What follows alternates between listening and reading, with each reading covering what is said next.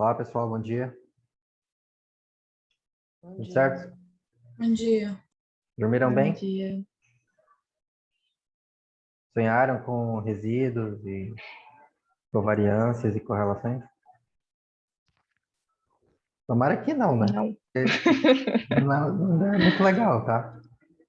Durante o dia, pensa nisso, tá? De noite, dorme, descansa. É bom, importante. Bom, alguém tem alguma questão sobre o que a gente conversou ontem? Dormiu, né? Aí, o consciente apagou, mas o seu inconsciente continuou. Tá? Pensou em alguma coisa importante para você que você não tinha pensado ontem? Quer perguntar algo? Acho que por enquanto não. Tranquilo por enquanto? Beleza? Então, o que a gente vai fazer hoje? Aliás, antes de começar a nossa conversa de hoje, acho que tem algumas pessoas hoje que não estavam ontem, né? Quem não veio ontem quer se apresentar? A gente está fazendo uma rodada de apresentação para todo mundo, tá? Aí teve umas pessoas que vieram, não puderam vir de manhã, vieram só de tarde. Eu tô vendo que tem gente que não veio ontem, está aparecendo hoje, então, à vontade para se apresentarem. É bom a gente ter alguma familiaridade uns com os outros, já que a gente vai ficar 2 semanas falando aqui, né? Bom, eu não vim ontem. Meu nome é Pedro, sou aluno do Xará. CFT, de doutorado, e estou no momento aí de processamento de dados e escrita, então acho que também vai me ajudar bastante essa disciplina. Já tem dados, Tem. beleza? Tu é biólogo também? Sim, biólogo. Certo. Então, bem-vindo, Pedro, à disciplina de modelos lineares. Ontem nós conversamos basicamente, fizemos uma revisão pela manhã sobre conceitos gerais de método científico e delineamento amostral, para todo mundo falar a mesma língua, né? Que é uma coisa que a gente precisa ter alguma noção antes de analisar dados, porque não faz sentido analisar dados se você não tem noção de como coletar dados para responder uma pergunta. E de tarde a gente viu medidas de variabilidade, como medir variabilidade e como utilizar essa ideia para medir relações entre variáveis. Tá? Então as aulas, lembrando, as aulas estão todas gravadas. Quem não viu lá os vídeos ainda, eu mandei um link no canal, o link para o canal do YouTube, onde os vídeos estão sendo feitos o upload. Todas as aulas vão ficar disponíveis publicamente lá, tá? Então, se alguém perder alguma coisa, é só dá uma olhada lá depois.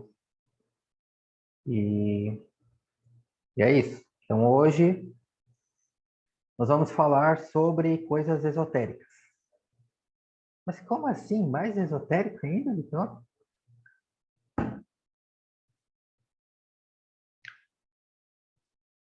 Vamos lá.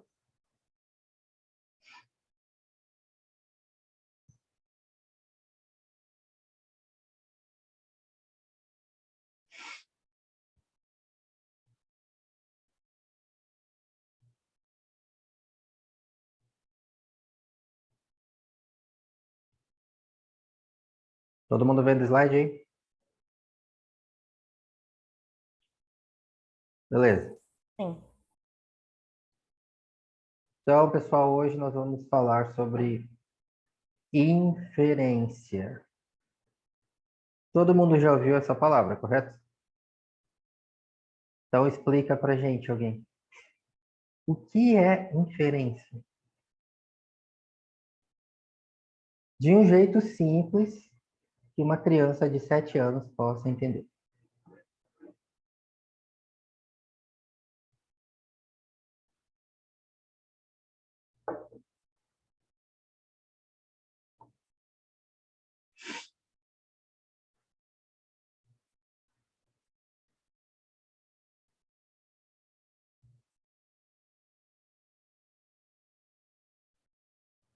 Pan, tela azul.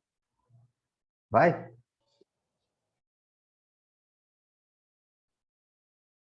Fala o que você pensar. Quando você ouve essa palavra, o que que você pensa? Sobre o quê? Tipo uma sugestão de alguma coisa assim. Uma sugestão. Pode ser. Pode ser. É uma forma. Uma sugestão. Dá um exemplo aí prático pra gente. Ah, eu acho, não sei, acho alguma coisa sobre algo, acho que vai chover, não sei lá, alguma coisa assim. Um achismo.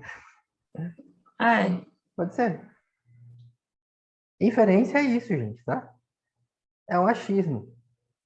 É um chute. Lembra quando você estava fazendo a prova lá? Você não sabia a resposta certa? Ah, eu não tenho certeza, mas deve ser alguma coisa por aqui. Aí o que que você fez? Você deu um chute. Tem alguém com áudio ressonando aí. Então você dá um chute, né? Você não tem certeza, mas você acha que deve ser mais ou menos assim, com base no que você conhece. Aí a gente fala, então deu um chute. Ou deu um palpite também, poderia dizer, né? Então a inferência é só um jargão técnico gourmet para chute, tá? Você dá um chute sobre uma coisa, você faz uma inferência. Isso é inferência. Mas por que que a inferência é importante para a gente? Então a gente precisa lembrar sobre nossos problemas do mundo real, né? Problemas que cientistas querem resolver no mundo real. Então lembra que na atividade de ontem vocês investigaram relações entre a abundância de uma palmeira comum na Amazônia, que é a bacaba, Nocarpus bacaba, parente do açaí, prima menos famosa, mas tão comum quanto o açaí na região. E aí vocês investigaram relações entre a abundância da bacaba e algumas variáveis ambientais, que em geral é o tipo de questão que cientistas estão interessados, correto? Tem relação entre essas variáveis? Isso aqui afeta essa outra coisa aqui? Por quê? Porque relações entre variáveis permitem que a gente compreenda, explique fenômenos naturais e também permitem que a gente preveja fenômenos naturais e os controle se assim nós quisermos, né? Toda a ciência se baseia nisso. Então, uma das relações que vocês investigaram foi essa aí. Tem relação entre a abundância da bacaba e a distância do igarapé? Lembra que igarapé, para quem não estava familiarizado, é o nome regional que são dados aos riachos, né? Pequenos rios que cortam as florestas da Amazônia. Então, vocês fizeram um gráfico, correto? Aí o gráfico de vocês ficou parecido com esse aí, né? Então, no eixo vertical você tem a abundância da bacaba, no eixo horizontal você tem a distância do igarapé. Cada pontinho nesse gráfico representa um local, um ponto de coleta, uma parcela, lá na Reserva Duque, lembra? Então, cada uma dessas parcelas, elas são mais compridas do que largas, elas têm 250 metros de comprimento. E para as palmeiras, 4 metros de largura. Tá? Então, ao longo desses 250 metros, os pesquisadores vão lá contando quantas árvores eles encontram de cada espécie, incluindo abacate. Árvores e palmeiras, né? E vão contando, contando. Então, para cada parcela, para cada ponto desse, você tem a contagem de indivíduos dessa espécie. E qual é a distância que esse local estava do igarapé mais próximo. Tá? E aí você fez o gráfico e mediu a correlação entre essas variáveis e deve ter aparecido isso aí, correto? Correlação era de aproximadamente 0,56, é isso mesmo? Confere aí pra gente. Isso aí, né? Isso. Beleza. Ok. Qual o tamanho dessa amostra aí? Alguém contou?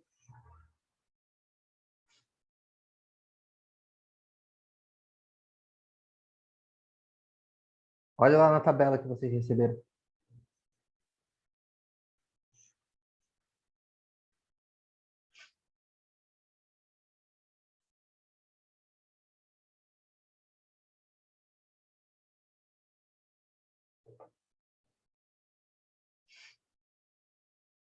É 30. Isso aí. São 30 parcelas amostradas. espalhadas por toda a reserva, certo? Então, ó, isso que você está vendo neste gráfico aqui, esta correlação que você está vendo neste gráfico aqui, está nos dizendo que existe uma relação nesta amostra, correto? Se você quiser falar sobre esta amostra, beleza, então aí está o seu resultado. O problema é que, normalmente, as pessoas não querem falar só sobre a amostra delas. Elas querem falar sobre o quê? Lembra o nome daquele grupo, aquele conjunto maior, do qual a gente coleta uma amostra e sobre o qual a gente quer falar? Para o qual a gente quer Universo generalizar? amostral? O universo amostral, exatamente. Ou a população, como os estatísticos gostam de falar também. População estatística. Mas lembra que a gente não vai usar muito esse termo, porque ele pode confundir a gente. A população, a gente costuma pensar conjunto de pessoas, né? Mas o universo amostral pode ser um conjunto de qualquer coisa. Inclusive um conjunto de locais, como neste exemplo. Então, os pesquisadores, eles não querem falar sobre esses 30 parcelas. Eles querem falar sobre a reserva Duke. Então, eles coletaram uma amostra da reserva Duke. E a reserva Duke é o universo amostral de interesse. Então, isso cria um problema para a gente. Qual é o problema? O quanto nós podemos confiar nesse chute que nós estamos dando com essa amostra. Então, toda vez que você coleta uma amostra, automaticamente, você quer falar sobre o universo amostral, automaticamente você está fazendo uma inferência, ou seja, está dando um chute, é um palpite. Existe uma incerteza associada a esse seu chute. Por quê? Porque você não coletou o universo amostral inteiro. Você coletou só um pedacinho dele. E geralmente você coletou um pedaço ridiculamente minúsculo dele. Tão minúsculo que não é possível que não tenha alguma incerteza. Tá? Então, o valor da correlação que você está vendo aí, que vocês calcularam, nesses dados, os estatísticos dizem isso é uma estimativa. Você não sabe o valor real. O chute que você está dando com base na sua amostra, a gente vai chamar de estimativa. Estimate, em inglês, tá? Eu fico falando os termos em inglês porque a maior parte da literatura vocês sabem em inglês, né? Então, você vê esses nomes aí, você possivelmente vai ver em inglês. Estimate, tá? Então, esse é o seu chute com base na sua amostra. Mas se você pudesse coletar o universo amostral inteiro, é a única forma de saber qual é a correlação verdadeira entre a abundância da abacaba e a distância do igarapé. Qual é o valor real da correlação entre eles? E só pode ser um. Como a gente chama esse valor? Sua estimativa é um chute. Parâmetro. O valor real a gente chama de parâmetro. Tá? Estimativa, chute com base na minha amostra. Parâmetro, o valor real da quantidade que eu quero estimar, que eu estou estimando, para responder a minha pergunta. Beleza? Então, você já pode perceber que, no jargão dos estatísticos, 90% do tempo o que os cientistas estão fazendo é o quê? Estimando parâmetros. Né? Por quê? Porque quase nunca você tem o universo amostral inteiro. Você tem uma amostra só. Ah, mas tem situações em que eu posso coletar o universo amostral inteiro? Tem, mas isso é extremamente raro, excepcional, tá? Excepcional. Normalmente você não tem. Então é um chute. Então esse aqui é o nosso problema. Olha o mapa da reserva Duke. Aí as cores diferentes, lembrando a legenda da figura, as cores diferentes representam a topografia, diferentes altitudes, tá? Então mais escuro significa mais alto, mais clarinho significa mais baixo. E a altitude variando aqui mais ou menos de 40 a 140 metros acima do nível do mar, tá? Então, as áreas mais escuras ou mais altas, lembra que costumam ser chamadas de platôs, e as áreas mais baixas, os vales, costumam ser chamadas de baixios. As linhas azuis representam os igarapés, né, que são os riachos que cortam a paisagem. As linhas pretas são a grade de trilhas que cobre toda a reserva, tá? Então, a reserva Duke tem 10 quilômetros de lado. 10 por 10 quilômetros, ou seja, 100 quilômetros quadrados, uma área relativamente grande. Dentro dela tem essa grade de trilhas, onde estão espalhadas a cada 1 quilômetro, no mínimo, de distância. Entre cada um desses pontinhos tem 1 quilômetro, tá? O lado de cada quadradinho aqui é 1 quilômetro. Então, cada pontinho aqui é uma parcela. Pontos pretos, parcelas terrestres, e pontos brancos, parcelas aquáticas. Então, os pesquisadores foram lá, tem 72 parcelas terrestres ao todo, coletaram 30. É a nossa amostra. O quanto você acha que 30 pontinhos pretos aí nesse mapa representa dessa área toda?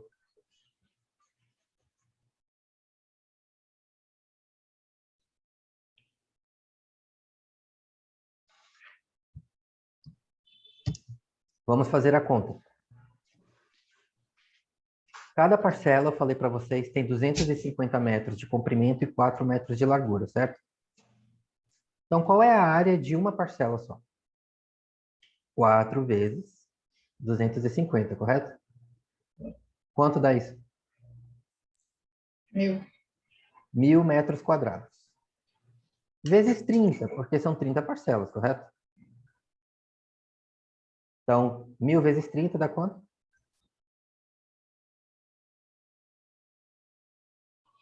30.000. 30.000. 30.000 metros quadrados. Mas a reserva Duque tem 10 por 10 quilômetros, ou 100 quilômetros quadrados. Quanto 30.000 metros quadrados representa de 100 quilômetros quadrados? Alguém faz essa conta, alguém faz essa conta super difícil aí para gente, por favor. 10 quilômetros representa quantos metros?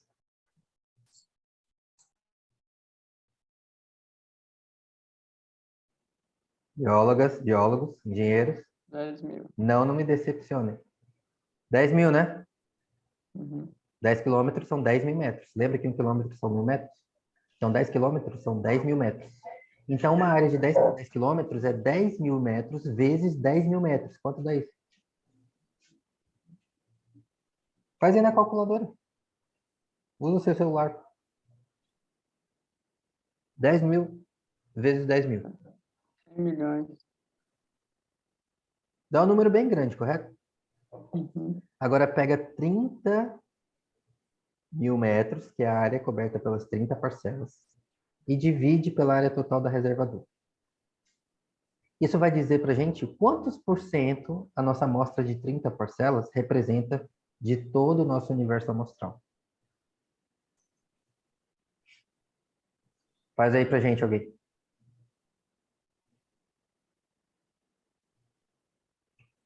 Trinta mil dividido por 10.000 ao quadrado.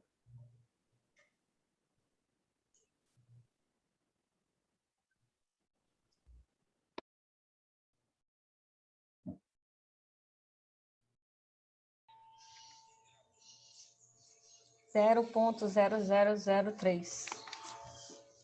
0,0003. Ou seja, quantos por cento? 0,3%. Nada, né? Nada. Percebe? 30.000 metros quadrados da área total da reserva Duque é nada. Não dá nem 1%. Não dá nem 0,1%. É nada. É uma sujeirinha, tá? Pense em outro exemplo prático. Todo mundo tá bem familiarizado com essas pesquisas de opinião que costumam aparecer nos jornais, né? Pesquisas de intenção de voto, pesquisa eleitoral, por exemplo, né? Aí vocês lembram mais ou menos qual o número de pessoas que Datafolha, esses institutos de pesquisa aí, eles costumam entrevistar para produzir os resultados deles? Alguém lembra mais ou menos? Essa pesquisa entrevistou não sei quantas pessoas por todo o Brasil. São 1.000, Sei lá, né? 1000 pessoas, eu acho. Por aí, né? 1.000 pessoas, às vezes 1.500, às vezes 2.000, raramente mais que 2.000. Quantos habitantes tem no Brasil? 500 milhões. 200 milhões, mas pouco mais, né? Mas todo mundo é eleitor? Não. Então vamos pensar só nos adultos, né? População eleitoral. 150 milhões, mais ou menos. Quantos por cento 1.000 pessoas representa de 150 milhões?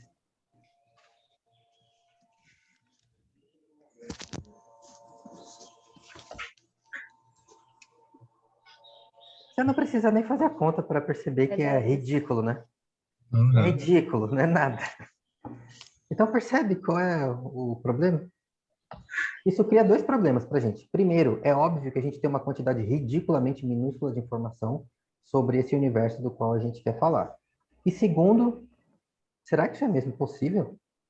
Se eu tenho tão pouca informação, como eu posso fazer isso? Bom, isso significa que, idealmente, a gente precisa de alguma forma de medir o tamanho da nossa incerteza, concorda? Porque se ela for muito grande, talvez a gente não quer basear nossas conclusões no acaso, concorda? Esse é o problema prático que a gente precisa resolver. O problema prático é esse aqui, ó. Você está vendo esse resultado aqui nessas 30 parcelas que você coletou, de uma área muito maior. O que garante que se você coletasse outra amostra, com outras 30 parcelas, você ia observar exatamente o mesmo resultado? Entendeu? O que garante? Qual é a chance de você coletar outros 30 locais e observar exatamente o mesmo gráfico que você está vendo aí?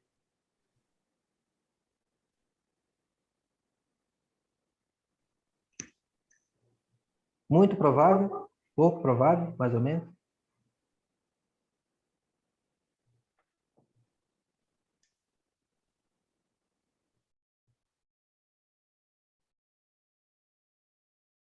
Chuta, faz uma referência. Pensa nisso, ó. Qual é a chance de eu voltar no campo, coletar outra amostra e observar exatamente o mesmo resultado? Eu acho que é baixa. Baixa quanto?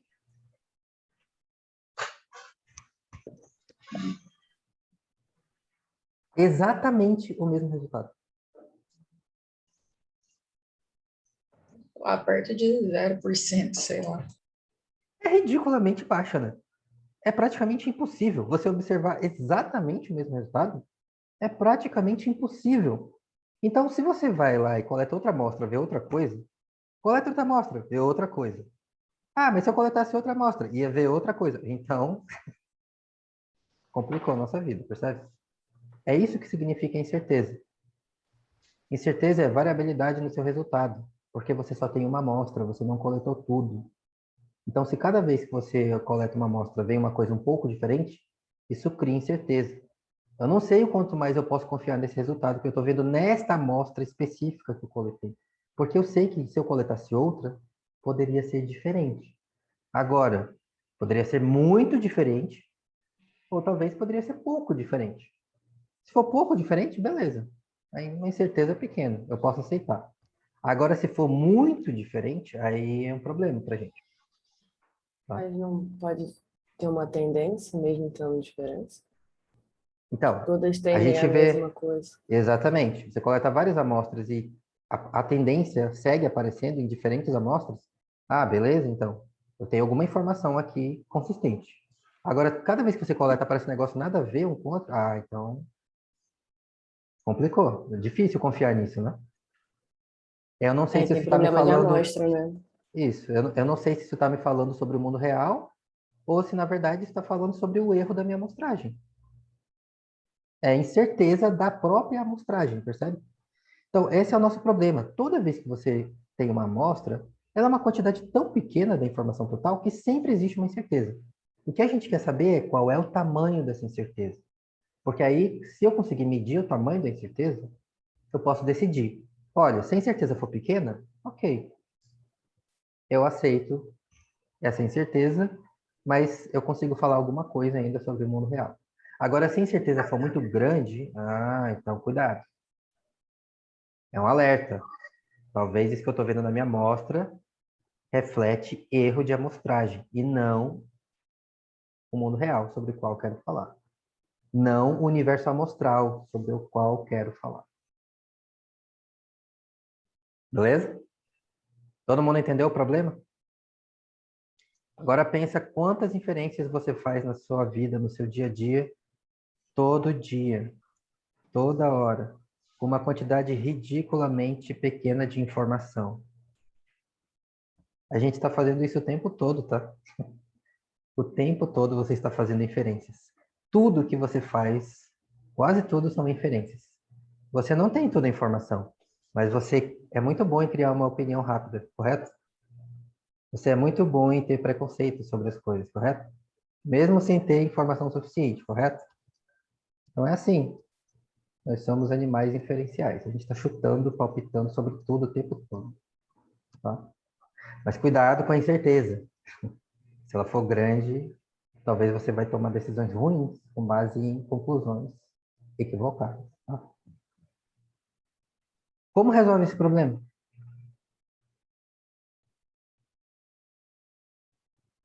Como faz para eu medir o tamanho da incerteza associada à minha estimativa?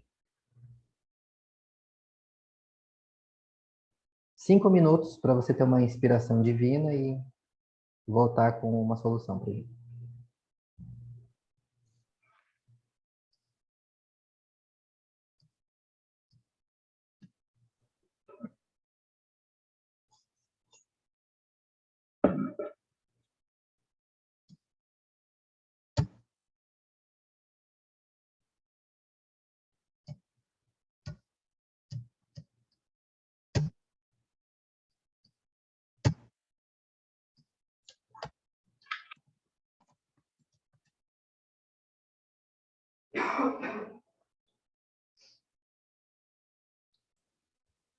A distribuição de P ou não?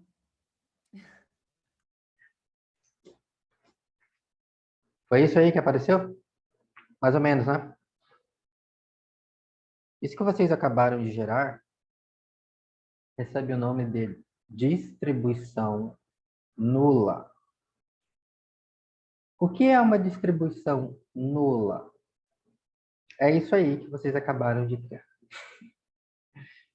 Então, esse gráfico, ele está simplesmente mostrando para você com que frequência diferentes valores das correlações que você gerou aleatoriamente com o embaralhamento dos dados apareceram no final, nessa longa série de repetições de embaralhamentos. Então, o eixo vertical mostra a frequência, o número de vezes, e o eixo horizontal mostra para você o valor das correlações aleatórias que você gerou. Tá? Então, isso é que os estatísticos costumam chamar de distribuição de frequências. Quantas vezes diferentes valores de uma sequência de valores ocorrem? Então, notem que alguns valores ocorrem com mais frequências que outros, ao acaso, percebe? Naturalmente, alguns valores são mais frequentes que outros. Quais valores são mais frequentes, mais comuns? Nessas 10.000 embaralhamentos que você fez, calculou a correlação para cada uma. Que valores de correlação são mais comuns? Próximo de zero.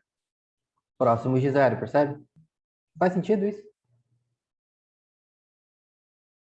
Faz sentido? Por que faz sentido?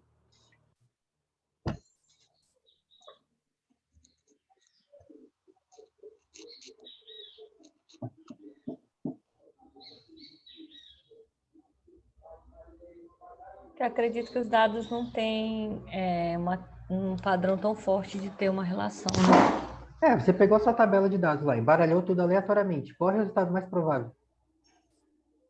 Você Não achar ferrou com nada. qualquer relação que tinha lá, concorda? Destruiu a informação. Então, se você medir a correlação disso, vai dar o quê? Provavelmente vai dar um valor muito baixo, concorda? Geralmente perto de zero. É isso que ele está mostrando para você. Olha, em geral, é um valor muito baixo, perto de zero. Você destruiu a informação que tinha lá. Porém, às vezes, pode aparecer uma coisa diferente. Para mais ou para menos, percebe? Às vezes pode ser 0,2, às vezes pode ser 0,4, Às vezes pode até ser 0,6. Mas é muito comum isso aqui? Uma correlação de 0,5, 0,6, por acaso? É comum? Não, né? Uma correlação de menos 0,4, menos 0,5 ou menos 0,6, por acaso? É comum? Também não, né? Uma correlação de 0,7 ou 0,8 nem aparece aí direito, né? Extremamente improvável. Praticamente impossível. Então, por que que a gente fez essa coisa, essa bruxaria aí? Porque agora você pode pegar essa distribuição, a distribuição nula da correlação, ou seja, distribuição de correlações geradas ao acaso, e usar isso como referência para quê? Para medir qual a chance de observar a correlação que você encontrou na sua amostra por acaso. Mas como assim? Qual foi a correlação que vocês viram nos dados originais? Alguém lembra? 0,56. 0,56, né? Todo mundo lembra disso? Dá uma olhada aí nos seus resultados.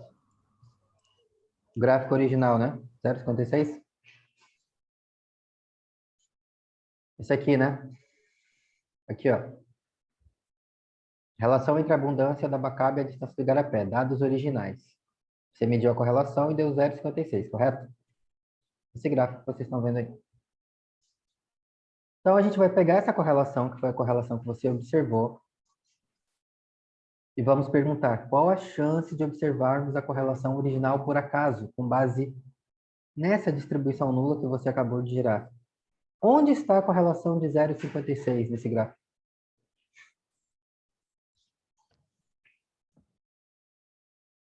No meio, esquerda, direita? Consegue enxergar o 0,56 aí?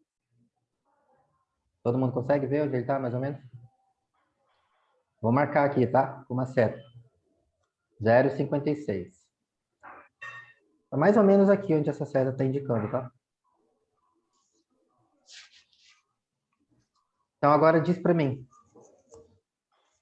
Com base nisso aí, a chance de você observar essa correlação de 0,56 na sua amostra por acaso é alta ou baixa? Mais ou menos. Baixo. Baixa. Por quê? Muito baixo. Por quê? Pela pouca frequência que ele ocorre? Porque a frequência de correlações geradas ao acaso com esse valor é pequena. Percebe? Faz sentido?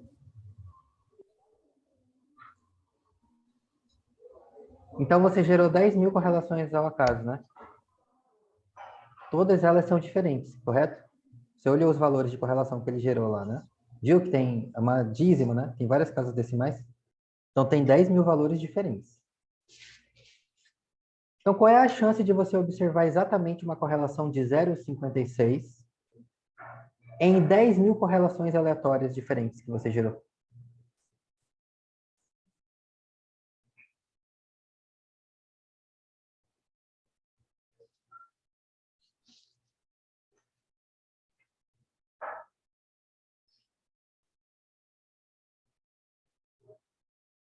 Chuta. Uns 20. Biólogos, engenheiros, engenheiras. O meu foi umas 13 chances, assim. 13. 13. Qual é a chance de observar uma correlação igual a 0,56 Igual. entre 10.000 correlações diferentes? Faz essa conta super difícil e complexa aí pra gente, por favor. Vamos pensar num exemplo mais simples, para refrescar a memória? Pensa num dado. Tem 6 lados, correto? Joga o dado. Qual é a chance de cair 6?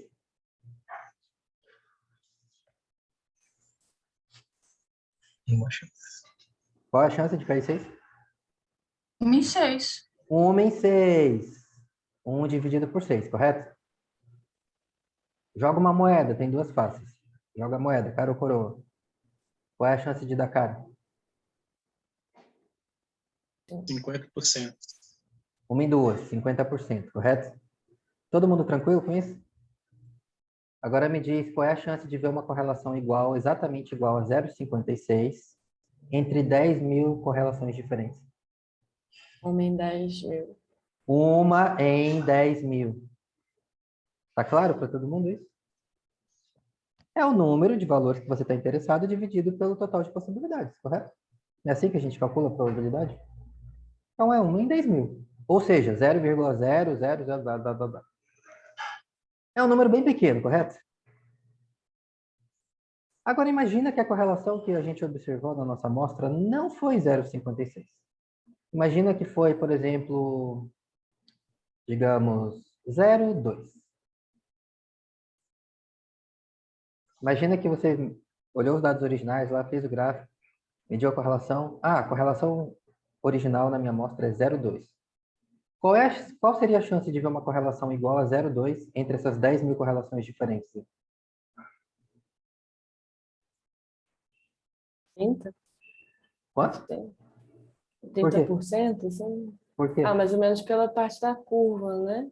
Qual a chance de ver uma correlação Vai igual a aumentando. 0,2 entre 10 mil correlações diferentes? 0,2 certinho? É. Ah, então... Ah, é. Uma em... igual? É igual também? Igual Uma a em quanto? outra? 10 mil? Uma em 10 mil, correto? Qual a chance de ver exatamente 0,2 entre 10 mil valores diferentes? Uma em 10 mil. Correto? Alguém tem algum problema com isso? Se alguém tiver algum problema, fala, tá? Qual é a chance de eu ver exatamente um valor entre uma série de 10 mil valores diferentes? É o número de valores que você está interessado dividido pelo total de possibilidades. Essa é a definição de probabilidade, certo? Lembra do dado, tá? Joga um dado. Qual é a chance de cair um valor qualquer lá, de 1 a 6? 1 sobre 6. Joga uma moeda. Qual é a chance de dar um ou outro lado? 1 sobre 2. Tá? Imagina agora que a correlação que caiu na nossa amostra, que a gente viu nos dados originais, não é nem 0,56, nem 0,2. Foi menos 0,4. Correlação observada, menos 0,4. Qual é a chance de você ver uma correlação exatamente igual a menos 0,4 entre esses 10 mil valores diferentes?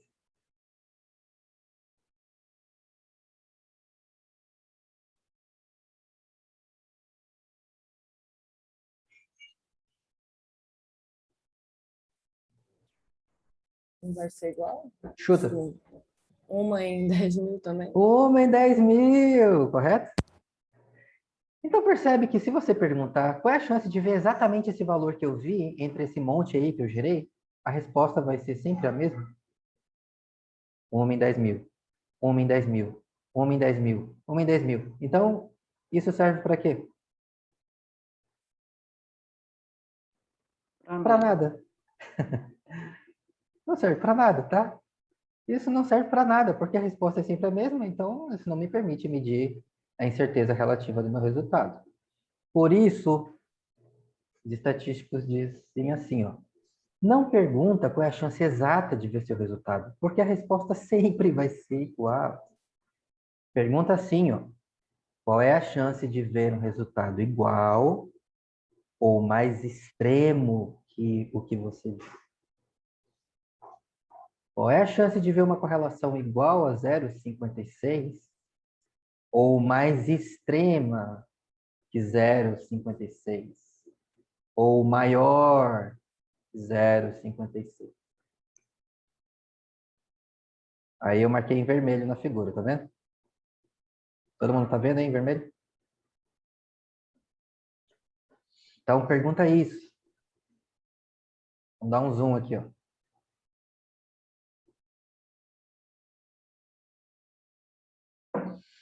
Todo mundo vendo aí? Então agora você não está olhando para um valor específico. Você está olhando para um conjunto de valores. Ou mais especificamente, você está olhando para a proporção de valores que são iguais ou mais extremos que a correlação observada. Com base nessa figura que vocês estão vendo aí, essa proporção é grande ou pequena?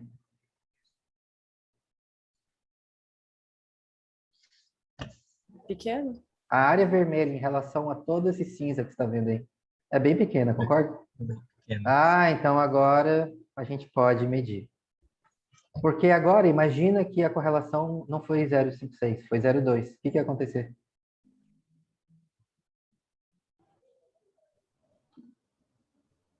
Olha aí na figura. A área ia ser maior. A área ia ser maior, concorda? Todo mundo consegue perceber isso? Então, agora, se você mede a proporção de valores iguais ou mais extremos, essa área sempre vai mudar.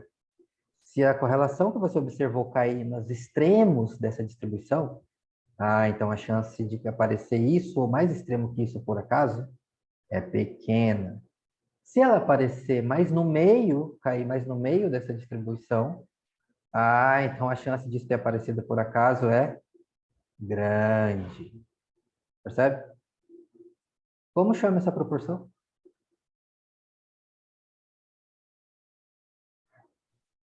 Probabilidade de ter observado o seu resultado ou mais extremo que ele por acaso. Como os estatísticos chamam esse número? Com Foi? certeza. P, né? P. Valor de significância. Já ouviu? Todo mundo já ouviu isso aí? P. Valor de P. Aí, em inglês eles falam p-value. Aí, às vezes, em português, as pessoas usam uma transliteração. Falam p-valor. O p-valor. Isso é estranho, né? Em português a gente não fala p-valor. Valor de P, tá? O p-value porque é em inglês. Então, é P, tá? Então, essa aí é a forma mais simples e mais popular de medir incerteza, que os cientistas usam a rodo. Direto você vai ver os artigos, teses, dissertações, palestras, aulas. Eles vão ficar cuspindo isso aí para você. P, P, P, P. O que é P? É isso aí. Probabilidade de uma estimativa igual ou mais extrema que a que você observou surgir por acaso. Então, se o que você viu está nas caudas, nas extremidades da distribuição nula, a chance é pequena. Então a incerteza sobre o meu resultado é baixa. Posso usar isso para falar algo sobre o universo amostral. Se esse valor for alto, o que isso diz para você? Cuidado, a incerteza é grande. Tem uma chance grande disso aí que você está vendo na sua amostra ter aparecido por acaso. Então faz sentido usar isso para concluir algo sobre o universo amostral? Perigoso, né? Então ele funciona como uma medida de controle de qualidade para a gente, tá? Para você se resguardar de tirar conclusões com base no acaso. Porque, em geral, as pessoas não querem concluir coisas com base no acaso, correto? Você quer evidência e não um acaso. Tá? Tranquilo? Fala aí o que vocês querem perguntar agora, que eu sei que vocês querem.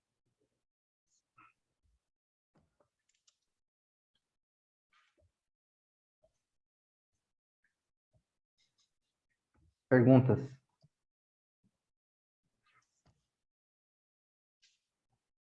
Todo mundo tranquilo com essa ideia? Faz sentido? Então percebe que vocês geraram uma distribuição nula, né? Você criou isso usando um procedimento muito, muito simples que uma criança de 7 anos sabe fazer. Embaralhar cartas.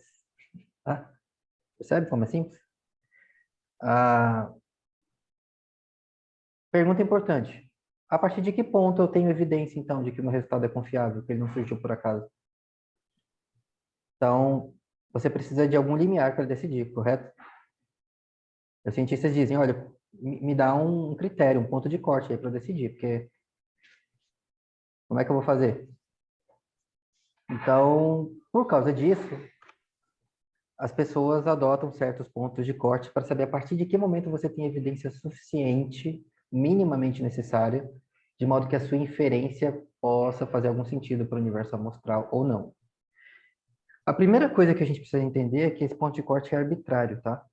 Porém, com base na experiência de pesquisadores ao longo de tempo, investigando e fazendo esse procedimento aí repetidas vezes, por convenção, adotou-se alguns pontos de corte, que nós chamamos de nível de significância, tá?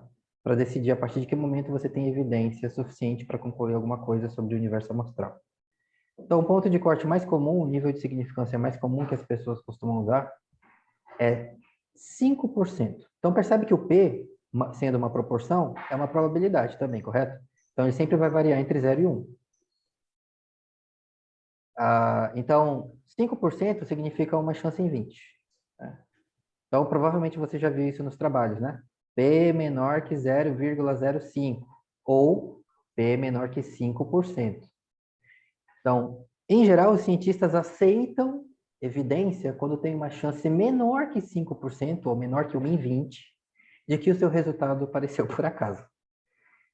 Então, essa chance é tão baixa que, bom, faz sentido a gente concluir que tem alguma evidência aqui. Agora, se você tem uma chance maior, 10, 20, 30%, aí, cuidado, tá? Tem um risco razoável de que isso que você está vendo aí apareceu por acaso. Aí, dependendo da questão específica que você está investigando, você pode mudar esse valor, tá? Se você quiser ser mais liberal, se você quiser ser mais rigoroso. Por exemplo, na pesquisa médica, pesquisa clínica, normalmente eles usam o nível de significância mais restritivo, mais baixo ainda. Percebe que quanto mais baixo o nível de significância, mais rigoroso você está sendo. Você está dizendo, eu preciso de uma incerteza menor ainda para aceitar que isso aqui é evidência de alguma coisa. Então, pesquisas envolvendo teste de eficácia de medicamento, por exemplo, né? Tipo, hidroxicloroquina para tratar a Covid-19, né? Azitromicina, ivermectina. Aí normalmente os pesquisadores médicos, eles usam nível de significância de 1%. Ou às vezes usam até menos que isso. Por quê? Porque eles precisam de muita segurança de que esse resultado não apareceu por acaso. Porque se ele tiver aparecido por acaso, você sabe o que pode acontecer, né? Pessoas podem morrer por causa disso. Então, a gente precisa da segurança maior possível. Então, esse nível ele é flexível, mas, em geral, por convenção, 5% que cientistas costumam aceitar como evidência razoável. Beleza? Todo mundo tranquilo com isso? Esse procedimento todo que você fez, distribuição nula, pega a sua estimativa, compara com a distribuição nula para medir o tamanho da chance de observar uma estimativa igual ou mais extrema que ela por acaso, que é o P, o que os estatísticos chamam convencionalmente de teste de hipótese, o teste de hipótese nula. É exatamente isso que vocês acabaram de fazer. Isso é um teste de hipótese, tá? Beleza? De longe, a forma mais popular de medir incerteza usada na ciência. Todo mundo usa isso. Se você tiver uma amostra, tá? Se você tiver uma amostra, porque aí existe uma incerteza. Tranquilo? Ninguém quer perguntar nada? Todo mundo contente? Confortável com isso?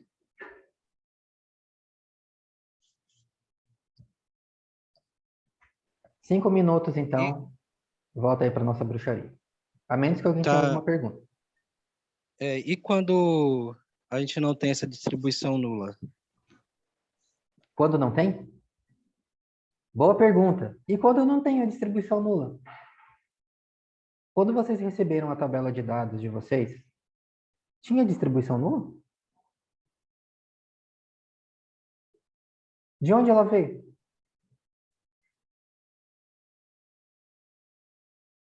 De onde? Do além. De onde veio? O que vocês fizeram aí para ela aparecer? Fomos nós que geramos. Vocês criaram a distribuição nula, a reamostragem aleatória, o embaralhamento. Vocês criaram a distribuição nula, percebe? Então, e quando não tiver a distribuição nula? Você cria ela. A distribuição nula é uma coisa que nós criamos. É um artifício que nós, seres humanos, inventamos para sermos capazes de medir incerteza. Ela não existe, a gente cria ela. Logo, Ah, então isso quer dizer que eu sempre posso criar uma distribuição nula? É. Você sempre pode gerar uma distribuição nula. Você não precisa de uma pronta. Só você criar. Como? Fazendo isso que vocês acabaram de fazer. Embaralhamentos. Com um computador é tranquilo, né? Computador, faz 10 mil, 1 milhão de embaralhamentos para mim. Pá! Agora faz isso na mão. Aí é mais complicado, né? Lembra que houve um tempo na história da humanidade que não havia computadores. Como é que fazia, então? A gente vai já descobrir. 5 minutos, volta para a bruxaria.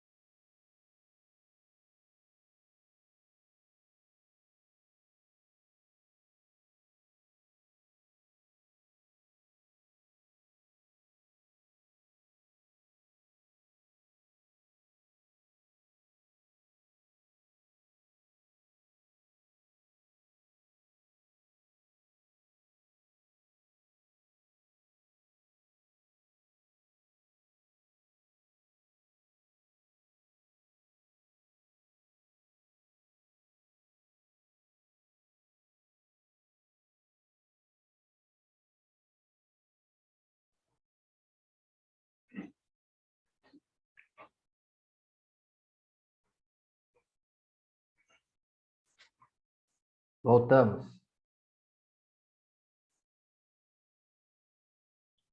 Bruxas, bruxos da estatística.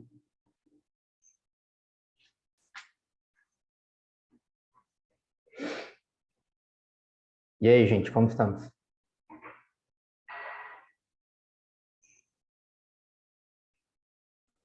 Aprendendo estatística básica, né? Estatística básica. A gente precisa disso, né? Porque percebe que quando você trabalha com uma amostra, sempre existe incerteza. Quem trabalha com amostras? Todo mundo, o tempo todo. Então, a gente precisa de medidas de incerteza. Tá? Então, por isso a gente precisa lembrar ou entender como medir incerteza, né? O que esses hieróglifos, esses jargões estatísticos significam no mundo real, né? Para a gente conseguir usar isso para interpretar nossos resultados, já que quase sempre eles estão contaminados com alguma incerteza. Tá?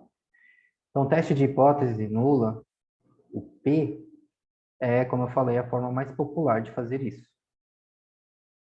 E os estatísticos também dizem, isso é uma forma de inferência frequentista. Já ouviu esse nome?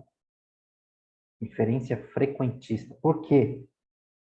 Como é que você calcula o P? Com base na frequência de estimativas, né? Iguais ou mais extremas que é observado, que foram geradas ao acaso. Então, essa é a definição frequentista de probabilidade, como eles falam, né? A probabilidade de um determinado evento é quantas vezes ele acontece em uma longa série de repetições. Né? É uma definição possível e popular, intuitiva de probabilidade, chance. Uma longa série, quantas vezes aconteceu? Pronto. Beleza? Em Todo relação a mundo... isso, eu tenho uma pergunta. Diga, pode falar. É que a gente fez a gente repetiu 10.000 vezes, certo? Uhum. Se fosse 1 milhão de vezes. Aí, quanto mais vezes você Depois repete, mais a precisão aumenta, né? Por isso que tem que ser muitas vezes, porque se for poucas vezes, aí vai ter um erro de amostragem no cálculo do P, percebe? Quanto mais vezes você repetir, mais preciso, mais consistente o resultado é. Se repetir trocentas vezes, aí não faz diferença. Se você repetir poucas vezes, cada vez que você repetir, o resultado pode ser um pouco diferente. Por isso tem que ser uma longa série. Né? E é sempre correlação, a tua estimativa? Boa pergunta. A gente fez isso para estimativa de correlação. Então, eu só vou fazer isso quando for correlação? O que vocês acham?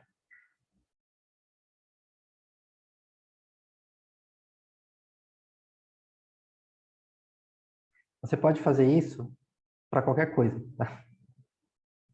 Qualquer estimativa de qualquer coisa. Porque você sempre pode embaralhar os dados, correto? Isso não depende de que é correlação ou se outro nome que você dá para análise que você vai fazer, né? Você sempre pode fazer embaralhamento. Então, você sempre pode gerar uma distribuição nula para qualquer tipo de estimativa, de qualquer coisa. Então, esse é um método muito geral, muito flexível, e é por isso que cientistas usam ele até hoje. Tá? E é um dos mais populares, porque ele é extremamente flexível, você pode aplicar em qualquer situação.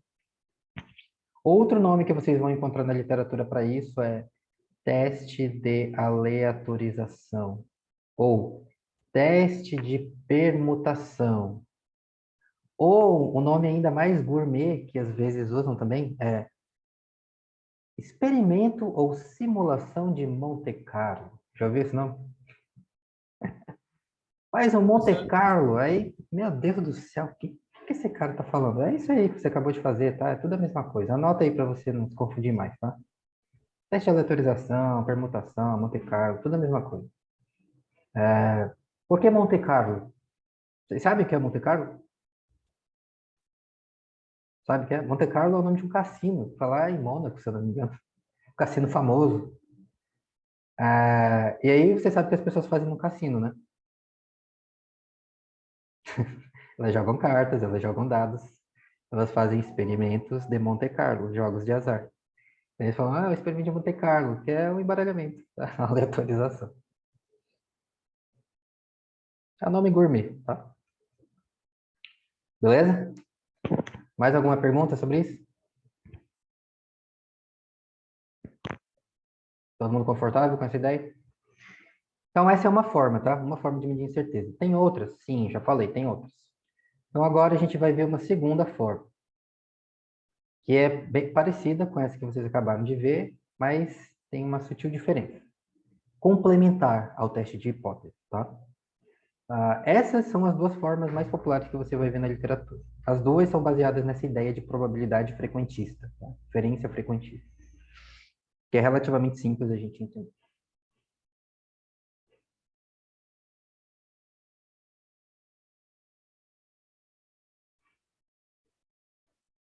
Então, vamos lá. Se você entendeu essa ideia aí do teste de hipótese, não vai ter nenhum problema para entender essa outra forma complementar de medir incerteza. Então, tá aí a distribuição nula, tá aí o valor do P, que você já sabe exatamente o que significa agora, se ainda não sabia, né? Probabilidade de uma estimativa igual ou mais extrema que a que você viu na sua amostra surgir por acaso, tá? Então, essa área aqui, né? A área no cantinho da distribuição nula. Mas nota que para fazer isso a gente precisou gerar uma distribuição nula. A distribuição nula representa o quê? Ela representa essa presunção de que não existe relação nenhuma, percebe? Porque como é que a gente gerou ela? A gente embaralhou a ordem dos valores e quebrou a relação original que havia entre as variáveis, correto? Então, quando você faz isso, você está brincando de e se, percebe? E se não houvesse relação nenhuma? Qual seria a chance de observar isso? Ah, seria baixa. E se fosse totalmente por acaso? Qual seria a chance de observar isso por acaso? Ah, seria baixa. Então, a gente está brincando de e se. Mas tem alguma forma de a gente medir diretamente a incerteza da nossa estimativa, ou a variabilidade do nosso chute, da nossa estimativa, sem precisar assumir uma hipótese nula, sem ter que assumir se não tivesse relação nenhuma? Existe alguma forma de fazer isso? Bom, existe. Existe uma forma muito simples e óbvia. Qual é? Você foi no campo uma vez, coletou os dados e viu a sua amostra que tinha essa relação, correto? Você quer saber qual é a variabilidade do seu chute, da sua estimativa? É muito simples. O que você faz? Vai no campo de novo e coleta outra amostra. O resultado é parecido ou é diferente? Se for parecido, então a incerteza é pequena. Se você voltou no campo e coletou outra coisa que não tem nada a ver, então a incerteza é bem grande, concorda? Vai no campo de novo, coleta de novo. É parecido ou é diferente? Vai no campo mais uma vez agora. Coleta de novo. É parecido ou diferente? Ou faz o seu experimento de laboratório que você está fazendo de novo. O resultado é parecido ou é diferente? Quanto mais parecido for, menor a incerteza. Quanto mais diferente os resultados forem, maior a incerteza. Então você volta no campo e coleta seus dados de novo, de novo, de novo, de novo, de novo, de novo, de novo, de novo, de novo, de novo, de novo. Quem vai fazer isso aí no mestrado ou no doutorado? Quantos campos vocês vão fazer? Quantas Olha, amostras? eu faço porque é monitoramento, então estou lá de 2 em 2 meses, Mas mas não são aí... os mesmos dados. Então, mas aí se a sua pergunta... Se você está fazendo monitoramento, a sua pergunta possivelmente envolve o próprio tempo, né? Então você não está coletando várias vezes para ver a mesma coisa. Você realmente Não, quer são informação dados diferentes. sobre a variação temporal, né? Uhum. Então, quem que vai, não, vamos fazer meu campo, que eu tive um trabalho desgraçado, gastei um dinheirão aqui para ir coletar essas coisas. Aí tive que pagar assistente, aí passei, sei lá, quanto tempo no mato, aí todo ferrado de mosquito e ácaros. Uma vez só, né? Eu quase voltei um zumbi. Agora faz isso 10 mil vezes. Quem de vocês vai fazer isso? Ninguém, né? Porque é impossível. Na prática, ninguém faz isso, correto? Então, é intuitivo. Faria sentido se a gente fizesse, mas no mundo real, não dá para fazer isso. Então, como nós somos pobres, a gente não vai coletar os nossos próprios dados trocentas vezes de novo. A gente vai fingir que coleta os nossos próprios dados várias vezes de novo. Nós vamos simular novas idas ao campo, novas coletas. Tá? Como? Usando a mesma lógica que a gente usou antes, de reamostrar os dados. Porém, no teste de hipótese, a gente quebrou a ordem dos valores das variáveis, lembra? A gente embaralhou eles em ordens aleatórias, diferentes, e quebrou o pareamento entre os valores. Agora, nós vamos reamostrar sem quebrar os pareamentos, mantendo os pareamentos originais dos dados, que é o que nos informa sobre a relação entre as variáveis que a gente quer investigar. Então, vamos coletar uma nova amostra. Simular uma nova amostra dos nossos dados. Então, aqui à esquerda, vocês têm a tabela dos dados originais. Só estou mostrando as 5 primeiras linhas, tá? Mas lembra que os dados, a tabela completa tem 30 linhas, 30 unidades amostrais. À esquerda são os dados originais e à direita a gente vai criar uma nova amostra a partir da nossa amostra original. Como? Eu vou simplesmente coletar uma amostra aleatória dos meus dados originais. Então, vamos sortear. Sorteio a primeira observação. Caiu essa aqui, ó. Distância 43, abundância de Bacaba, 6 indivíduos. Anota os valores e coloca na nossa nova tabela. Beleza. Coletei uma observação, faltam 29. Sorteia de novo. Agora caiu essa aqui, ó. 458 metros do igarapé mais próximo. 13 indivíduos de Bacaba naquela parcela. Anota os valores. Coloca na sua nova tabela simulada. Simula mais uma parcela coletada da sua amostra. Agora caiu 429 metros de distância do igarapé, 25 indivíduos de Bacaba. Anota esses valores, coloca na sua nova tabela. Sorteia outra parcela. De novo. Sorteia outra parcela. De novo, anota os valores. Sorteia outra parcela. De novo, de novo, de novo, de novo, de novo, de novo, de novo, de novo. Completou 30, que é o tamanho original da sua amostra? Beleza. Você acabou de criar uma nova amostra simulada com base nos seus dados originais. Ou uma amostra aleatória da sua amostra original. Tranquilo?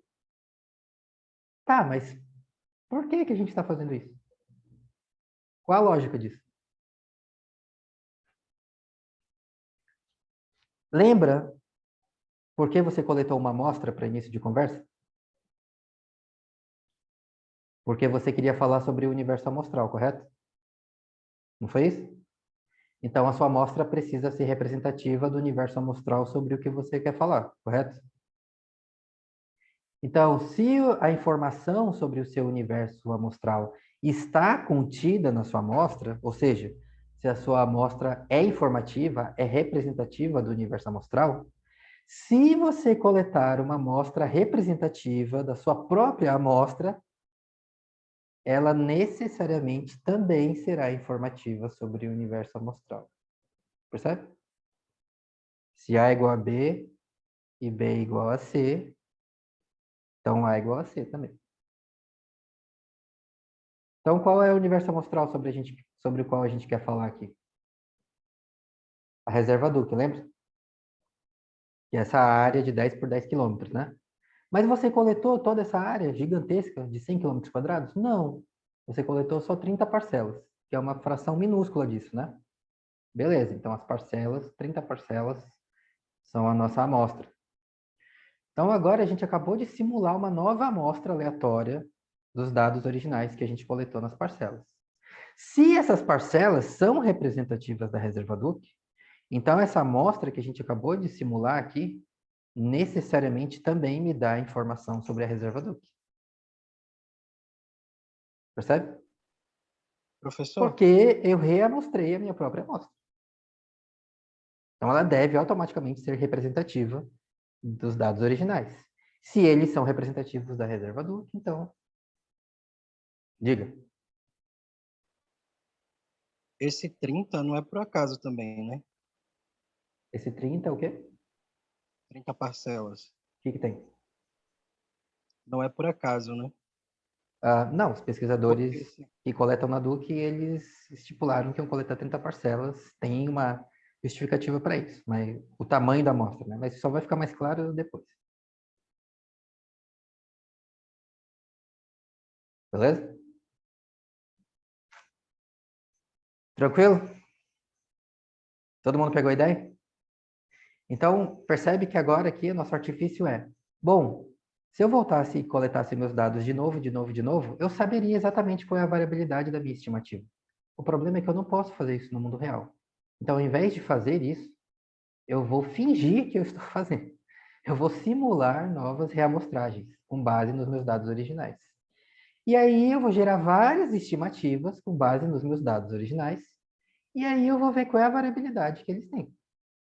E talvez isso me dê alguma ideia de quão variável ou quão incerta é a minha estimativa. É muito incerto ou é pouco incerto?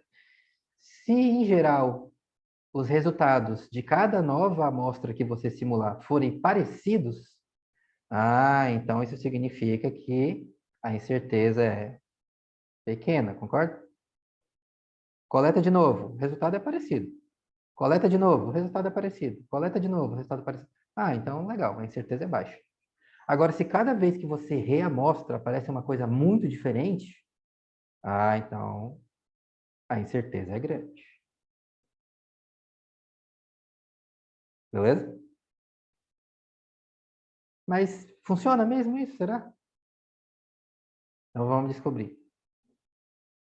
Pega os dados originais que vocês usaram, abundância da Abacaba, distância do Igarapé. Aí você vai criar uma nova tabela contendo só essas duas variáveis, tá? Aí você vai sortear as linhas da tabela com reposição. O que isso significa? Você vai dizer para ele, R, sorteia dos meus dados originais uma nova amostra, sorteia as linhas da tabela, sem quebrar o pareamento, né, para manter a informação original dos dados, com reposição. O que significa com reposição? Significa você pode sortear a mesma parcela, de novo, por acaso. Se cair nela, não tem problema. Pode sortear ela de novo, tá? Vai usar a função sample, que vocês já utilizaram, que faz esse processo da mesma forma. Mas com esse argumento ativado aqui, ó, rep igual a true, que diz para ele fazer reamostragem com reposição. E aí você vai coletar uma nova amostra com base nos seus dados originais, exatamente o mesmo tamanho de amostra. Então, sua amostra, os dados originais, n igual a 30, então sua nova amostra simulada também vai ter n igual a 30. Por quê? Porque a gente quer simular a nossa amostra de dados original, correto? Então, o mesmo tamanho. Aí você vai criar essa nova amostra simulada, você vai medir a correlação nessa nova amostra, e você vai salvar esse valor e vai repetir isso muitas, muitas, muitas, muitas, muitas, muitas vezes. E aí você vê o que acontece. Beleza?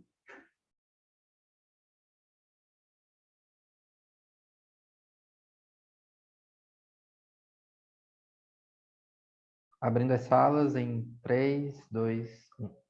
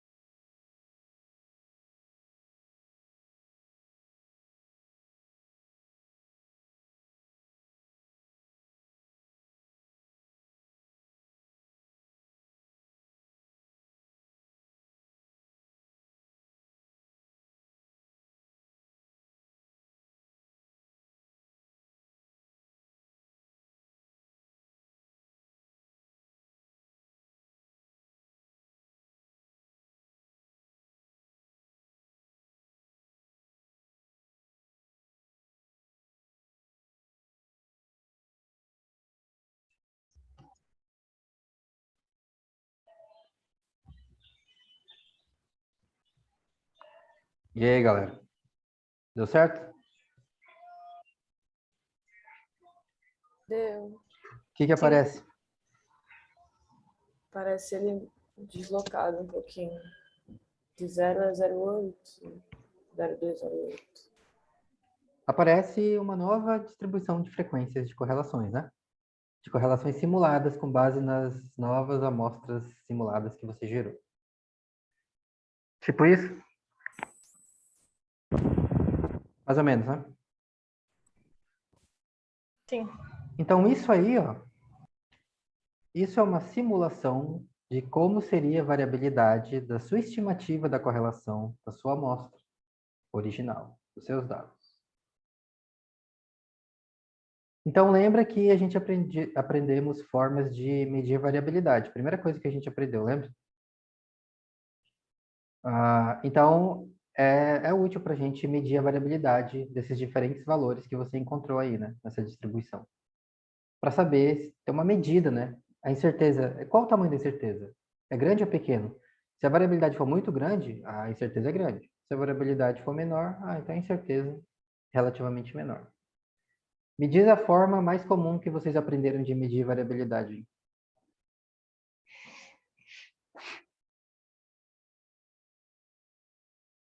Lembra aquela que os cientistas adoram usar? Botam a roda nos artigos? Desvio padrão? Desvio padrão, né? Você pode usar o desvio padrão, por exemplo, para medir a variabilidade dessa distribuição. Tá? Da distribuição das estimativas da correlação, das suas estimativas, dos seus chutes com base na sua amostra. Tá? Porém, lembra que quando a gente usou o desvio padrão, a gente estava medindo a variabilidade dos dados, correto? Da variável, né? Lembra? A variabilidade da altura das pessoas, ou a variabilidade da abundância da abacaba, ou a variabilidade das distâncias do igarapé. Então, a variabilidade dos dados, da variável. O que a gente tem aqui são dados? Não, é o quê? São estimativas. Então, para não confundir as pessoas, os estatísticos propuseram, olha, não vamos dar o mesmo nome, vamos dar um nome diferente para as pessoas entenderem que isso aqui não é a variabilidade dos dados, é a variabilidade da estimativa com base nos dados. Como chama?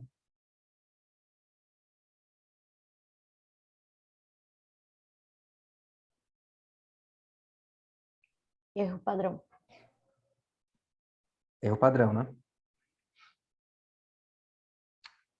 Qual é a diferença entre desvio padrão e erro padrão?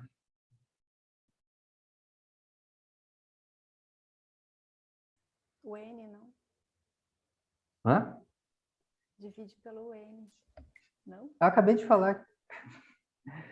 Qual é a diferença? Desvio padrão é uma medida de variabilidade dos dados. Erro padrão é o desvio padrão de uma estimativa. Tá? Então, ele está medindo a incerteza dos seus chutes, da sua estimativa. Beleza? Então, essa é uma forma de medir a incerteza de um chute, o erro padrão. Se ele for maior, significa o quê? O seu chute é mais variável, correto? Logo, a incerteza é maior. Se ele for menor, significa que o seu chute é menos variável. Então a incerteza é menor. Tá? Tem outra forma de sumarizar isso? A incerteza da minha estimativa? Tem.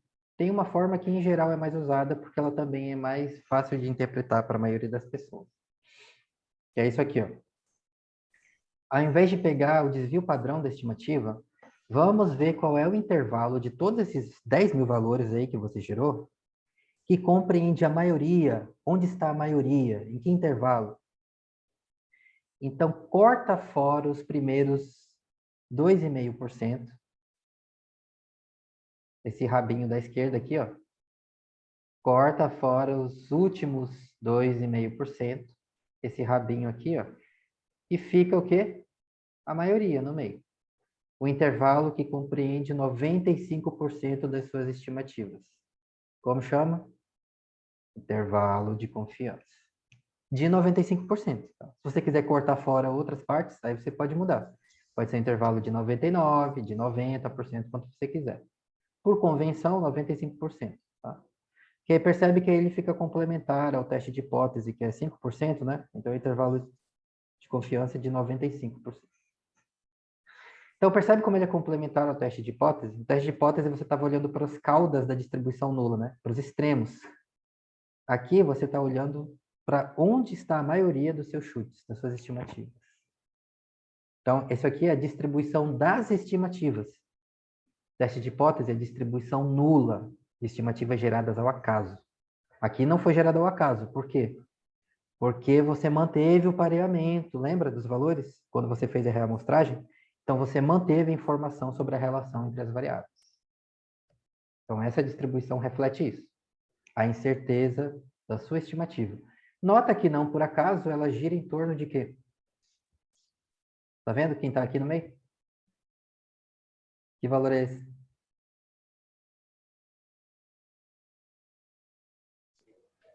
Zero 0,56. 0,56. Foi a estimativa que a gente viu, né? Nosso chute original lá da amostra.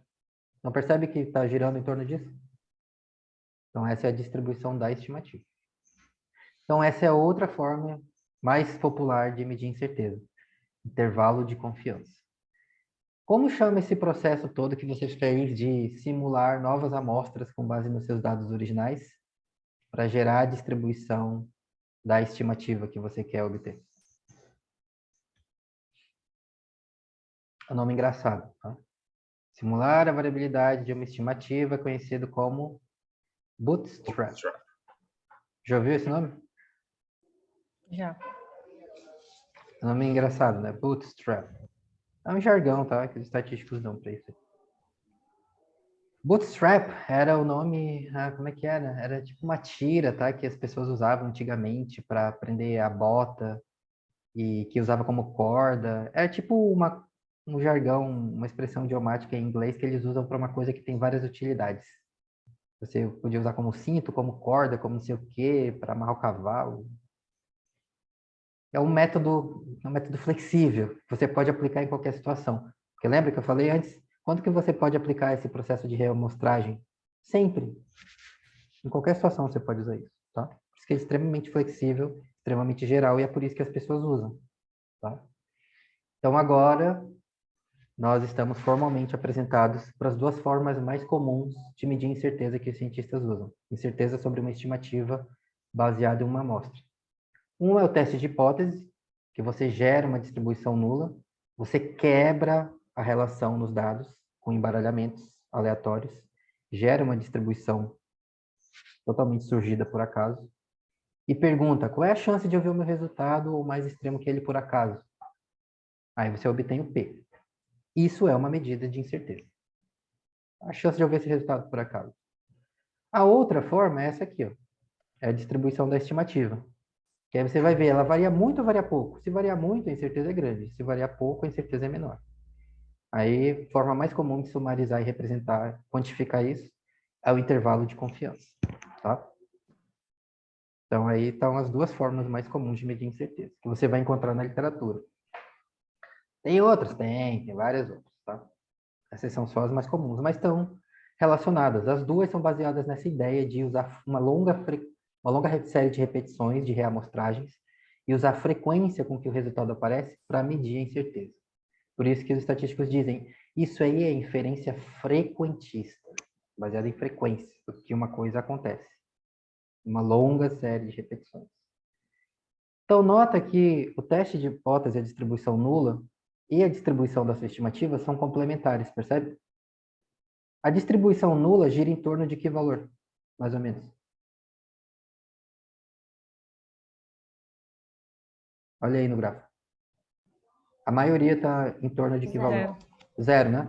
A distribuição da sua estimativa gira em torno de que valor?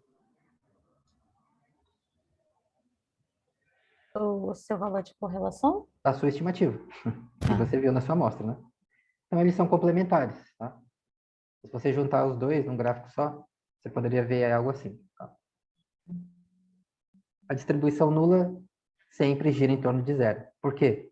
Porque se você destruir a relação entre as variáveis, qual é o valor mais provável? Zero, né? Perde zero. E a distribuição da sua estimativa gira em torno da sua estimativa. Então, você pode usar tanto o teste de hipótese quanto a distribuição da estimativa para testar a hipótese. Distribuição nula, você já sabe, usa o P, né? Nível de significância. É menor que 5%? Tem evidência. É maior que 5%? Ah, então não tem evidência convincente de que o meu resultado não surgiu por acaso. O intervalo de confiança você também pode usar para testar a hipótese. Como? Você pode perguntar assim, ó, o meu intervalo de confiança inclui zero? Se incluir, o que isso significa?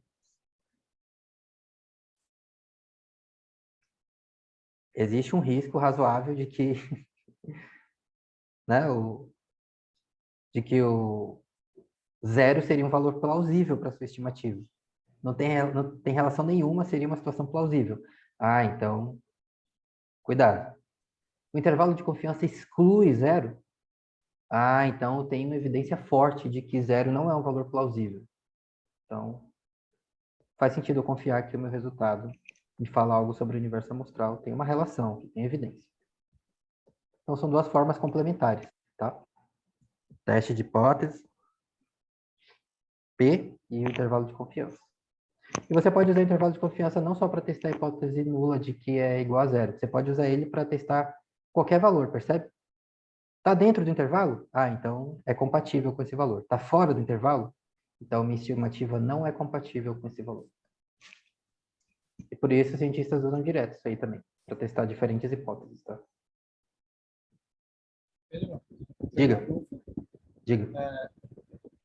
então, tipo assim, se eu usar, sei lá, se eu quiser usar, por exemplo, aqui na distribuição da estimativa, o erro padrão, eu seria, então, uma pessoa mais rigorosa e tá, tipo, assumir que a minha estimativa mais, a incerteza é maior.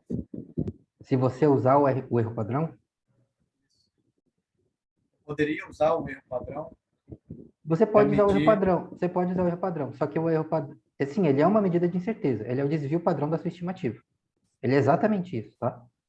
Só que normalmente, para testar a hipótese, as pessoas usam intervalo de confiança. Por quê? Porque ele é mais fácil de usar para esse propósito, né? Você olha, está dentro do intervalo de confiança, então quer dizer que a minha estimativa poderia assumir aquele valor, razoavelmente. Está fora? Ah, então não poderia assumir esse valor razoavelmente. Então, o erro padrão, embora seja uma medida de incerteza, ele não é tão intuitivo quanto o intervalo de confiança. O intervalo é mais fácil de interpretar porque você tem essa dicotomia, né? Está dentro ou está fora. Então é mais simples. Que nem o P. É menor que tanto ou é maior que tanto? Ah, então você toma uma decisão com base nisso. Por exemplo, tipo, o intervalo de confiança, não lembro quanto é que deu aqui, acho que foi 0,11. Aí eu poderia, tipo, 0,11 acima ou abaixo da minha estimativa. Os limites que você encontrou incluem zero ou excluem zero?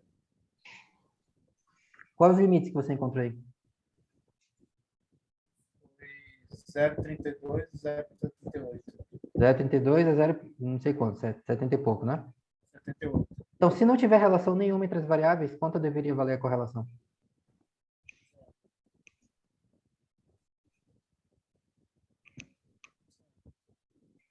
Quanto? Zero. O seu intervalo da sua estimativa inclui zero? Zero está dentro desse intervalo ou não? Não. Então, você rejeita a hipótese nula. Entendeu?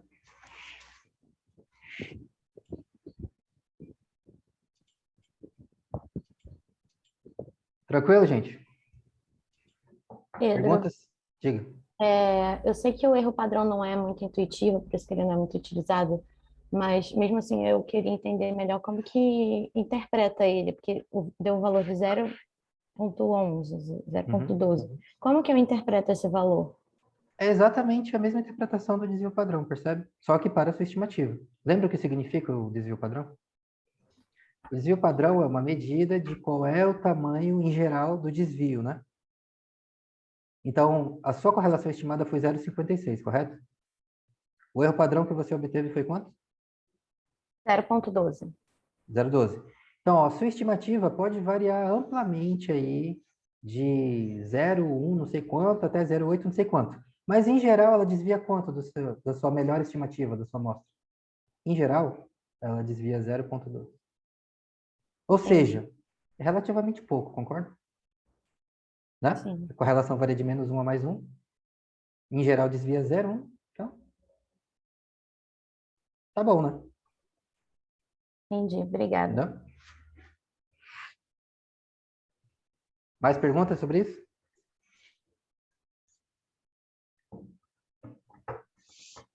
Então, para encerrar nossa conversa de hoje, turma, inferência frequentista, turma. Então, de onde que vê essas coisas aí? Lembra que houve um período na história da humanidade que não existia computadores? Aí você fez aí no R, né? 10.000 repetições, aí é ridículo, né? Eu não leva nem um segundo para fazer isso. Mas e quando não tinha computadores? Como fazia? Então, lembra do Pearson? Da correlação de Pearson que vocês estão usando aí? Então, o Pearson fazia assim, ó. Bom, eu quero que a minha incerteza seja a menor possível. Eu não tenho computadores, então o que eu vou fazer? Eu vou coletar amostras gigantescas, que a incerteza vai ser pequena. Então ele trabalhava com amostras enormes, centenas, milhares de observações, tá? Só que aí isso era um problema, né? Porque toda vez que você quisesse fazer inferências que usar uma amostra gigantesca, aí você ficava muito limitado. Então, para o Pearson, se você chegasse com uma amostra desse tamanho que vocês estão usando aí, n igual a 30, ele ia rir da sua cara, tá? O que você vai fazer com n igual a 30? Isso é ridículo, tá? A incerteza é muito grande. Vai coletar mais, seu preguiçoso, tá? Ecólogo é geralmente preguiçoso, né? Eles gostam de amostras pequenas. Então, algumas pessoas começaram a pensar como é que resolve isso. Será que tem alguma forma de medir incerteza, como vocês estão fazendo aí?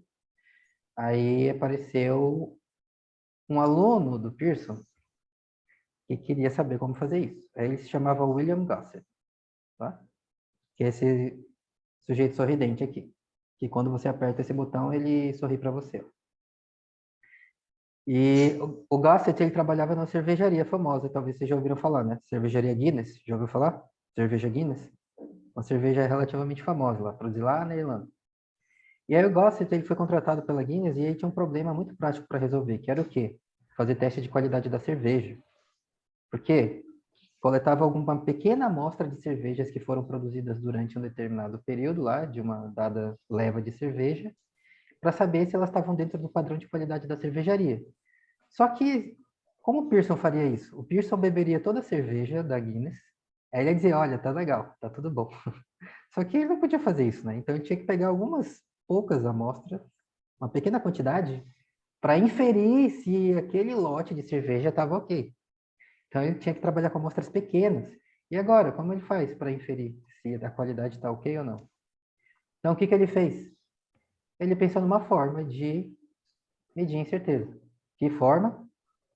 Teste de hipótese nula.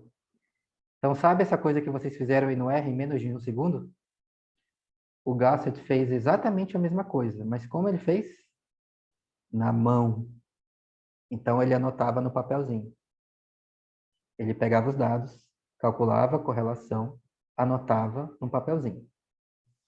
Reamostrava, botava os dados, embolava os dados no papelzinho dentro de um saquinho, embaralhava, tirava, calculava a correlação, anotava, fazia de novo, de novo, de novo, de novo, de novo, de novo, de novo. Aí ele fez isso 3.000 vezes. Aí ele gerou uma distribuição nula. Aí ele pensou, nossa, se eu tiver que usar essa coisa aqui toda vez para gerar distribuição nula, vai ser um pouco difícil as pessoas usarem, né? Vai ser meio impraticável, vai dar um trabalhão. Lembra, não tem computador. Aí entra a matemática pesada na história da estatística. Por quê? Porque agora o problema deles era pensar, será que existe uma forma de eu prever a forma dessa distribuição nula sem precisar fazer trocentas aleatorizações, reamostragens, embaralhamentos? E aí o Gossett trabalhou nisso. E posteriormente o Ronald Fisher, também outro estatístico famoso inglês, todos ingleses, tá? Todos ali final do século XIX, começo do século XX, trabalharam pesadamente nisso. E aí eles desenvolveram essa cara, essa fama que a estatística tem hoje para a maioria das pessoas, que é associar a estatística com matemática, né? Eles desenvolveram a teoria matemática da estatística. Então eles trabalharam, eles tinham muito conhecimento de matemática, então eles criaram uma teoria que permitia prever a forma dessa distribuição aí sem precisar fazer embaralhamentos. Usando o quê? Usando matemática, tá? Mais especificamente, cálculo. Sabe cálculo? Limites, derivadas, integrais, essas coisas estranhas, místicas que as pessoas têm medo. Você não precisa entender isso, tá? Por quê? Porque tudo isso é simplesmente para conseguir prever a distribuição nula ou a distribuição da estimativa, sem precisar fazer esse processo de aleatorização. Por quê? Porque isso era impraticável na época, não tinha computador para fazer isso, tá? Era muito trabalhoso. Mas eles descobriram que dava para prever razoavelmente bem usando matemática pura e simples, fórmulas que você escreve lá e tcharam, olha só, o resultado é esse. Então você consegue chegar no valor do P, você consegue chegar no erro padrão, no intervalo de confiança, usando algumas fórmulas simples, que são uma aproximação da distribuição nula real, mas é uma aproximação muito boa. Então faz aí agora, no seu R, para você ver como é que o R mostra para você o resultado. Função core test, tá? Core.test.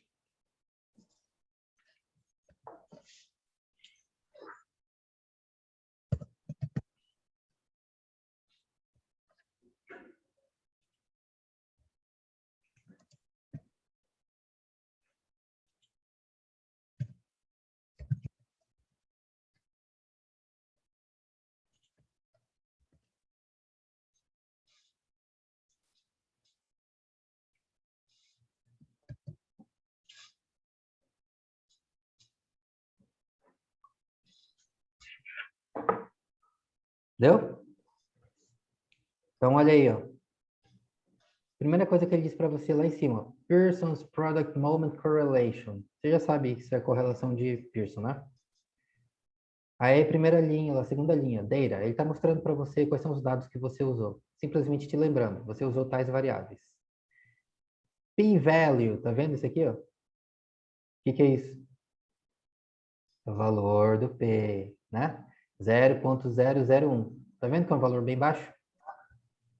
Faz sentido, né? Lembra quanto vocês tinham achado lá na distribuição nula que vocês geraram? Que era um valor ridiculamente pequeno, lá no rabinho da distribuição? Aí ele diz, a hipótese alternativa, a correlação verdadeira não é igual a zero. A hipótese alternativa é o complemento da hipótese nula. Qual é a hipótese nula? Não tem relação. Então, a correlação é igual a zero. Aí ele está dizendo para você aqui, ó, intervalo de confiança de 95%. 0,25 a 0,76. Parece com o de vocês? Parece? Parece. É igual? Não, mas parece, né? Sample estimate. É a estimativa com base na sua amostra. 0,56. Isso aqui você já sabe o que é, né? É o seu chute com base nos seus dados originais. Então, como é que o R calcula isso aqui? É com base em embaralhamentos e aleatorizações? Não. É com base em matemática. Ele usa fórmulas para chegar no P e no intervalo de confiança. Ele não usa embaralhamento. Como é que os programas estatísticos todos fazem isso? 99% usando matemática. Por quê? Por tradição. Porque os estatísticos criaram uma teoria para isso, para prever justamente isso, sem precisar de embaralhamentos. Então, a maioria dos programas usa essas fórmulas, não usa embaralhamento. Ah, mas e se eu quiser fazer embaralhamento, eu posso? Sim. Tanto é que vocês fizeram. Tá? Mas normalmente o computador não usa isso, ele usa matemática. A questão é, você não precisa entender a matemática para entender o que isso significa, percebe? Isso é simplesmente uma aproximação para o que vocês fizeram, dos embaralhamentos que vocês fizeram. E como que ele prevê isso? Usando isso aqui, ó. Tá vendo aqui no começo? T, tá vendo isso aqui? Então, isso é o que os estatísticos chamam de estatística, literalmente. As estatísticas, o que é uma estatística? É uma quantidade que você calcula com base na sua amostra, cuja distribuição nula tem uma forma conhecida. Então, para correlação, existe uma quantidade que o Gossett descobriu que tem uma distribuição nula cuja forma é conhecida. Qual? A estatística T. Ele deu esse nome, tá? Estatística T. Então, você calcula esse número com base na amostra e você sabe que, dadas certas condições, a forma da distribuição nula é essa. Ah, beleza, então agora eu consigo calcular o P sem precisar de embaralhamentos. Pronto. Aí ele cospe o P para você automaticamente. Entendeu?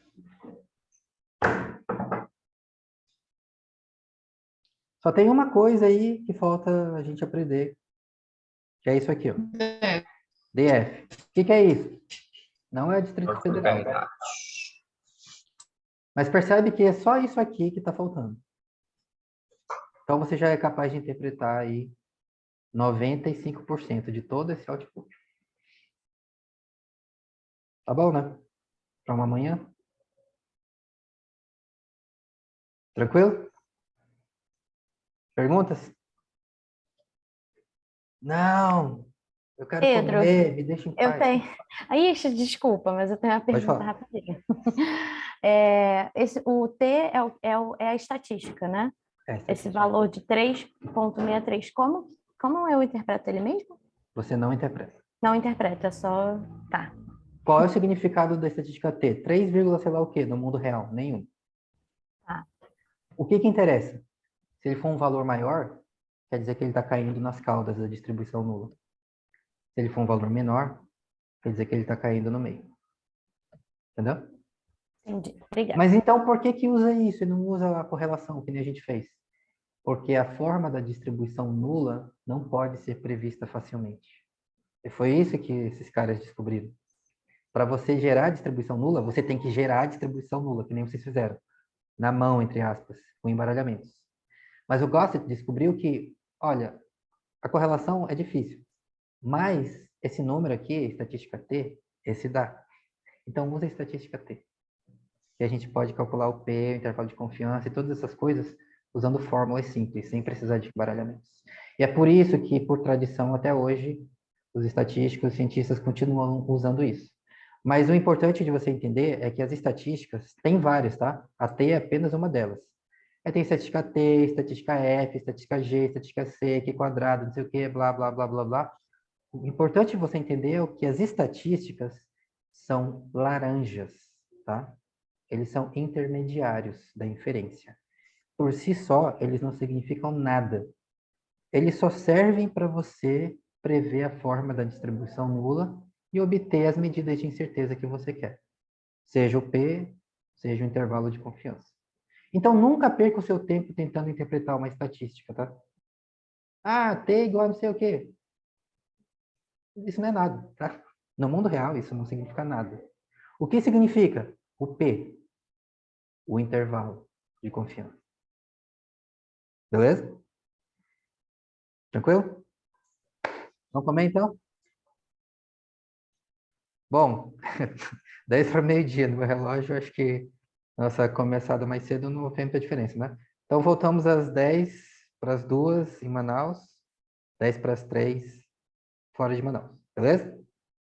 Bom almoço, descansa um pouquinho, volta para a bruxaria. Tchau, tchau, pessoal.